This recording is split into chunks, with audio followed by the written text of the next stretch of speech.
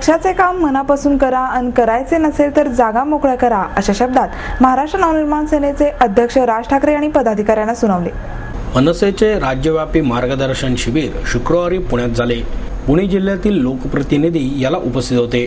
बैठकीमध्ये ठाकरे यांनी संपर्क अध्यक्ष, जिल्हाध्यक्ष यांच्याकडून अहवाल घेतला। ठाकरे यांच्याकडे प्रत्येक शहर, जिल्हा संघटनेतील गटाध्यक्ष नेमणुकीची यादी आणि अहवाल तयार होते। एका मतदान केंद्रामागे किमान 1 आणि कमाल 3 तरी गटाध्यक्ष नेमले जावे, अशा सूचना ठाकरे यांनी दिल्या होत्या। ज्या जिल्ह्यात 100% नेमणुका झाल्या त्यांचे ठाकरे यांनी अभिनंदन केले आणि 80% नेमणुका झाल्या आहेत त्याबद्दल समाधान व्यक्त करून नेमणुका लवकर पूर्ण करा असे सांगितले। मात्र ज्या जिल्ह्यात कामच समाधानकारक झालेले नाही तिथे मात्र त्यांनी ठणकावले, मनापासून काम करा, अन्यथा जागा मोकळ्या करा, अशा शब्दात त्यांनी सुनावले। पक्षामध्ये जबाबदाऱ्या घेण्यासाठी अनेक इच्छुक असल्याचे त्यांनी सूचित केले। तसेच लोकसभा निवडणुकीसाठी पक्षाकडून ज्या जबाबदाऱ्या सोपवल्या जातील त्या पार पाडा असे आवाहनही त्यांनी केले। या शिबिरात आभार, प्रास्ताविक आदी औपचारिकता बऱ्यापैकी टाळण्यात आली होती।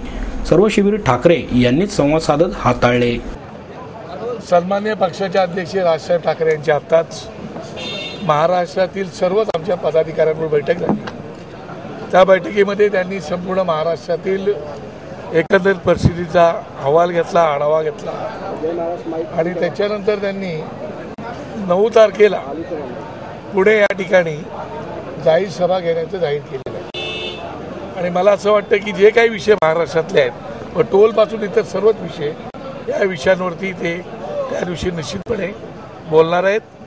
आणि मला वाटतं तोपर्यंत तुम्हाला आता थोडंसं सबुरी पकडावी लागेल। लोकसभेच्या किती जागा आपण लढवू किंवा महाराष्ट्रात सर्व जागा नाही, त्या बाबतीमध्ये या बाबतीमध्ये आणखीन एक 10 दिवस आम्ही साहेबांच्या बंगल्यावरती बैठक आहे आमची, त्याच्यानंतर ते एक 10-15 दिवसांनी या विषयावरती निश्चितपणे निर्णय होईल आमचा। महाराष्ट्रामध्ये असंख्य प्रश्न आहेत। सामान्य माणसाला आजच्या तारखेला जर पाहिलं तर टोलचा विषय अत्यंत गंभीर आणि प्रचंड भेडसावणारा प्रश्न आहे आणि म्हणून तो पक्षाने अत्यंत विचारपूर्वक घेतलेला आहे।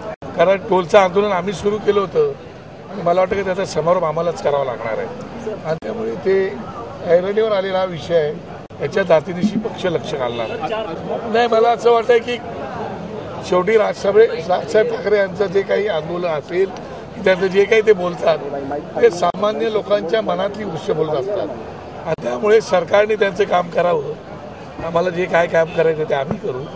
मला असं वाटतं अटक करायची नाही करायची हा सरकारचा विषय आहे, पण महाराष्ट्रातील समस्यांवरती अत्यंत परखडपणे बोलणं हा आमचा विषय आहे। वेळ आली तर पूर्णपणे आंदोलन करून या विषय आम्ही कधीच घेऊ, अशा प्रकारची भूमिका आमची राहिलेली आहे। मला असं वाटतं की झोपी गेल्या जागेला हा विषय नाही। मला असं वाटतं की टोलचं आंदोलन आम्हीच केलं। त्याला एवढंच विचार की ठाण्यामध्ये प्रताप सरनाईक आणि एकनाथ शिंदेनी टोलचं आंदोलन केलं होतं, त्याला का बरं गप्प बसले होते, त्याच्यानंतर काय झालं मी, त्यामुळे आम्ही विषय घेतलेला आहे। म्हणजे आमचा विचार करायची गरज आहे, आम्ही आमचं काय करायचं। छोटा वेगळा प्रश्न, टोलचं आंदोलन अजून तीव्र होणार का? बिलकुल, टोलच्या बाबतीमध्ये आम्ही कोणतीही तडजोड स्वीकारणार नाही। यासाठी 9 तारखेला आमची पुण्यामध्ये जाहीर सभा साहेबांची होणार आहे आणि टोलच्या त्यांनी क्लिअर कट आता सांगितलेलं आहे की टोलबाबत माझी भूमिका मी त्या दिवशी काय करायचं स्पष्ट करणार। प्रचाराचा नारळ समजायची का मनसेच्या? नाही, विषय नाही अजून काही। आता तुम्ही अर्थ काय घेतला तर मला वाटतं की सामान्य लोकांच्या प्रश्न आपल्याला मुंबई पोलीस कायद्याप्रमाणे जी कारवाई आहे ती कारवाई करण्यात येईल। काय कारवाई असेल आणि कुणावरती ही कारवाई करण्यात येईल? संयोजकांच्यावरती कारवाई होईल। जे संयोजक आहेत या कार्यक्रमाचे त्यांच्यावर ही कारवाई केली जाईल। संपूर्ण प्रकार काय झाले त्याच्याबद्दल जर सविस्तर माहिती आहे? आज त्यांचा मेळावा काहीतरी आयोजित केलेला आहे। या मेळाव्याच्या इथे समारंभात राज ठाकरेंच्या आगमनाकरिता या ठिकाणी जे फटाके वाजवले गेलेले आहेत त्या संबंधात कोणतीही परमिशन घेतलेली नाही आहे आणि त्यामुळे त्यांच्यावर कारवाई करण्यात येईल। या ठिकाणी शाळा आहे, कुठेतरी कायदेशीर जे बाबत त्याचे उल्लंघन झालेले आहे, यापासून कुणावरती आपली कारवाई असेल आणि काय तर कायद्याच्या तरतुदीनुसार काय कारवाई असेल? मुंबई पोलीस कायद्याप्रमाणे जे तरतूद आहे त्या तरतुदीप्रमाणे त्यांच्यावर कारवाई होईल, संयोजकांच्यावर होईल।